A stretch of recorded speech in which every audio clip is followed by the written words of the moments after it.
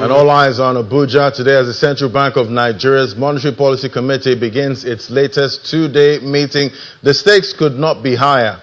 With the nation targeting a $1 trillion economy, the MPC is balancing the traditional levers of interest rates and inflation against a rapidly evolving digital frontier.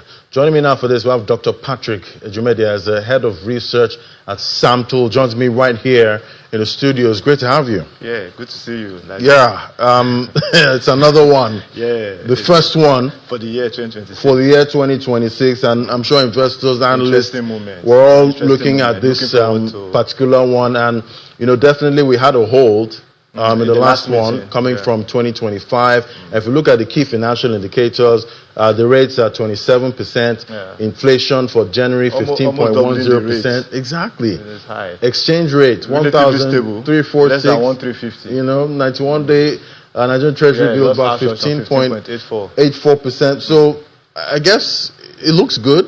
Yeah. Ish. Yeah. It is. Looking at the numbers. No, numbers are good. Do you think this MPC decision, do you think they have a lot to worry about? Yes. This year? You know, they still have a lot to worry. And the worry revolves around three main things. One is the issue of the fact that inflation is still high. It hasn't met their target. Right. I think we've heard speculations about 9% or 12% by the end of this year. So that one is still there. There's also the concern about increased liquidity in the system, about 2 trillion, even though it's been volatile, but we've seen that volatility upward. So that's also a concern. Within the banking system.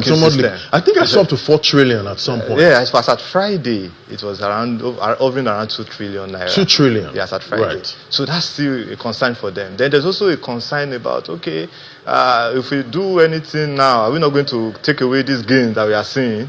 You know, so that's also one of the concerns. Then the biggest of all is the pre-election spending that is coming up, say around April, May, and all that. So these are issues that will be on their head as they are trying to hold this meeting. But does it stop this MPC from actually saying, you know what, let's cut 100 basis points at this meeting? Yeah. So for me, I think it's a no. I think it doesn't stop them. But other people, most analysts are also saying, oh, you know, the issue that I've talked about, revising the gain that we've seen, and the issue of election spending, the CBN has been warning against it. In the last, I think I saw a video when I saw the CBN saying these are issues that it's looking at, then the liquidity issue too. But aside that, I don't think it is, because the reason why I said that is because, one, looks like you are seeing the rate. The inflation rate, the monetary policy rate is almost doubling the inflation rate. That's high. You know, two is the fact that we are now talking about prioritizing growth. And if we must prioritize growth, and not just growth that will trickle down to the populace, we need a growth like we've seen in various conversations, around 7 to 10%. And if we need to do that, we need to be able to make, you know, loan to SMEs, loan to credit to private sector to go up.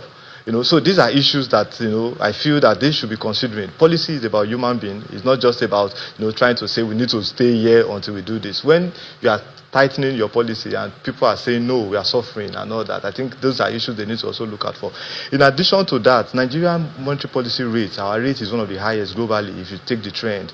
And I think if we do a 100 basis point cut or a 50 basis point cut, I don't think it's an issue we should be worrying about now, because despite that, we'll still get that significant FPI that we are getting that is helping us to stabilize the... So at one point, you know, talking about FPI, at what rate would you say, oh, the FPI will say, you know what, okay, this is not attractive anymore? It's simple. It depends on the interest rate differentials. When the interest rate differential is no more there, you know, or when this instability, you know, the political instability or the economic instability start rising in an economy, you know, even if your interest rate is high, foreign investors will not come because they are saying that the environment is not stable. But we have the stability in the environment, you know, and we have large gaps. So except that gap goes out, and there's increased political instability or economic instability, that's where they'll be like, you know what, we can't go there. It's not looking cute anymore. Exactly. All right, let's look at the market now. Another fantastic outing last week for the NGX, 6.95% week on week, 194,000 points for the index. I call it price discovery at this point, because these are levels we've not seen before. And we'll see more of it. Yeah, so this MPC meeting, does it change anything with the NGX, with the bullish sentiment we've seen so far? So two things are driving the market at the moment. One is the increased liquidity in the system that people are using, to now come to trade. Another thing is the fact that some investors are beginning to price that rate cut into the market so that people take position to say if there's a rate cut. So those are the two things. So if the cut rate, for instance, the market is going to go more bullish because there will still a lot of participants that will still come into. But even if they hold, the market will still be bullish because don't forget that there's still high liquidity in the system that people are still coming to use to trade. And I guess a hike is an impossibility. No, not at this point. Although we saw Rwanda did a hike of their rate because their inflation. But that's how after they cut they've cut so much. Other African countries. It leads to policy instability. So people begin to doubt your policy when you've cut, and after some time you are now coming to rise again. So it's important that you study, and that's why for me I think this is the best time for Nigeria to cut. Because if you do a rate cut now, there will be enough time for you to study between now and the next MPC, which is around March, and then see how those political spending will play in the system. Then you can now think of what next to do. But if you wait till the next meeting before you cut, that's going to be a problem, because at that time the political spending would have started coming into the economy, and then you will now be struggling with whether to cut or to hold at that point. So if you cut now, it gives you that room to look at the data and use it to study the economy within that time. So what are you seeing tomorrow for decision day? How many basis point cuts are you seeing, or are you expecting a hold?